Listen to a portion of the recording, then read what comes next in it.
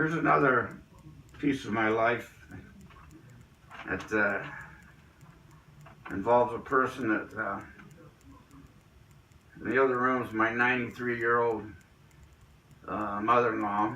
Her husband, he was a survivor of Pearl Harbor. This story concerns his nephew.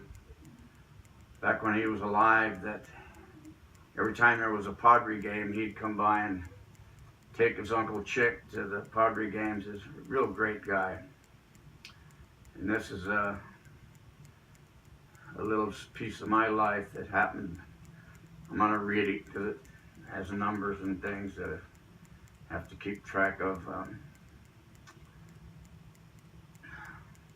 Somewhere in the mid-70s, while drywalling the boss's house northeast of Escondido, our foreman drove out there with a message to call home. I drove down to a nearby golf course and put a quarter in the machine and made the call. Cousin Eddie was shot and killed by a colored guy last night. I'll be home in about 45 minutes. I went in the restroom, both hands on the sink, head down, shouted out while boiling my eyes out, "Damn colored son of a SOB." Threw water on my face and headed home. I hadn't been driving long when the Lord showed me a vision of a very young colored kid looking out his window, crying his eyes out just like me. While out on the sidewalk, two white kids had knocked down his brother and were kicking the crap out of him. This turned my anger and sorrow away from a person's color to a dirty, rotten, murdering bastard. Imagine a world of 100 people, all the same color and race. Now suppose things start to disappear and they discover that 10 people were responsible. The 90 would not stand for this. They would deal with it quickly in such a way that stealing would be almost non-existent. Now let's say that the town was made up of 60 green people and 40 blue people. The same thing happens, stuff comes up stealing. But this time 5 of the thieves were green and 5 were blue. This makes absolutely no difference. The 90 dealt with it in the same way and put an end to thievery. Along comes the agitator and enters into the spirit of a couple of blue people.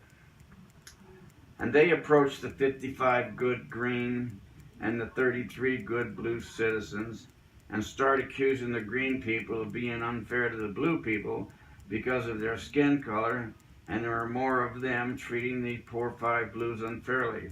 Then the agitator enters a couple of green people, starts getting the blues to quarrel with greens.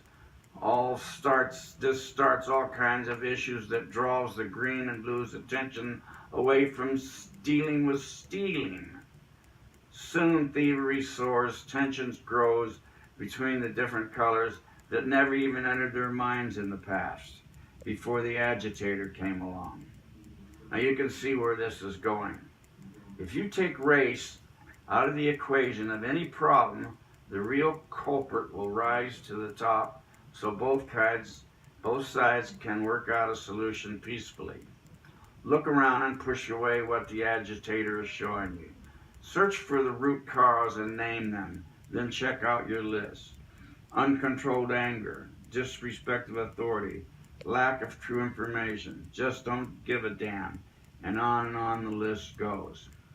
And if you're being influenced by an agitator, you can see, and can you see any truth to this story and what's going on? And if you're not under the influence, can you come up with some constructive ideas on how to deal with this?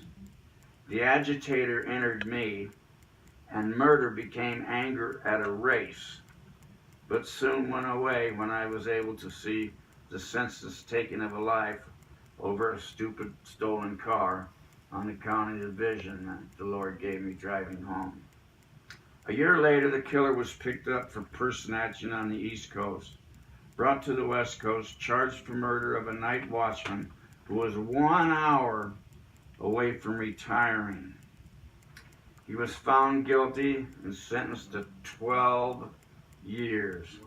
Eligible parole in 7. Where's the justice in this? The victim served many years as a San Diego police officer, and then he got on the motorcycle division, and then he got hurt on the job and was discharged, and then he worked in a security where he was just 1 hour away, and he got a call, something's going up on the 5th floor of this parking garage down in Mission Valley, just below University Hospital, University Hospital.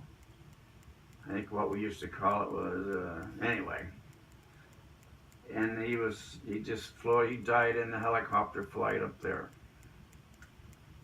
And so he was taken away just an hour to go, and he was taken away from a very large, loving, happy family. And this is just so sad.